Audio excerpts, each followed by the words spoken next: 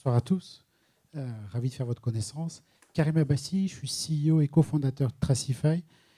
Chez Tracify, on permet à des patients chroniques non hospitalisés, on entend par là des patients qui sont atteints de cancer, d'hémophilie, d'hépatite C, d'hépatite B, qui subissent un parcours de soins qui se transforme vite en parcours du combattant lorsqu'ils se rendent dans une pharmacie hospitalière pour récupérer leurs médicaments, puisque la particularité de tous les patients dont je viens de vous parler, c'est qu'ils prennent leur traitement, non pas en officine de ville, mais en pharmacie hospitalière, ce qu'on appelle la rétrocession. C'est un terme un peu technique.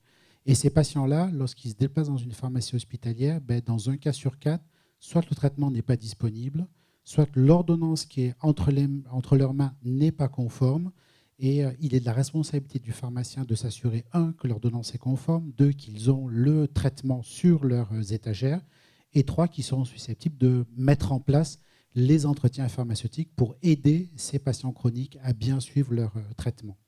Et c'est de ce constat-là qu'est née la première plateforme digitalisée de rétrocession, donc qui permet à ces patients de préparer leur venue en pharmacie hospitalière pour diminuer leur stress et permettre la bonne observance du traitement, puisque chez ces patients chroniques, presque 1 sur 2 arrête momentanément ou définitivement son traitement par lassitude d'accès à ces thérapeutiques.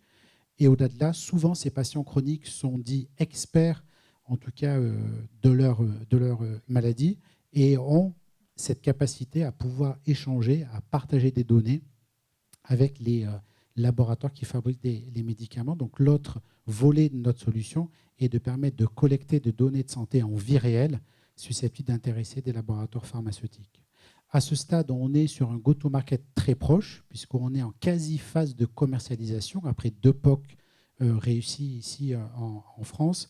Donc une application qui est B2C pour les patients, gratuite d'accès dans l'Apple Store, et une solution donc payante pour les établissements de santé et à terme pour les laboratoires pharmaceutiques. On est présent ici, on a la chance d'avoir été sélectionné parce qu'on intervient auprès de plusieurs parties prenantes qui sont des établissements de santé, qu'ils soient privés ou publics, des payeurs, des groupes pharmaceutiques publics, des associations de patients.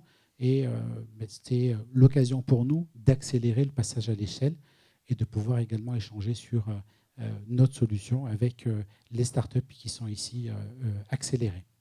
Voilà, merci pour votre attention. Et puis Flaubertin et moi, on se tient à votre disposition pour discuter un peu plus.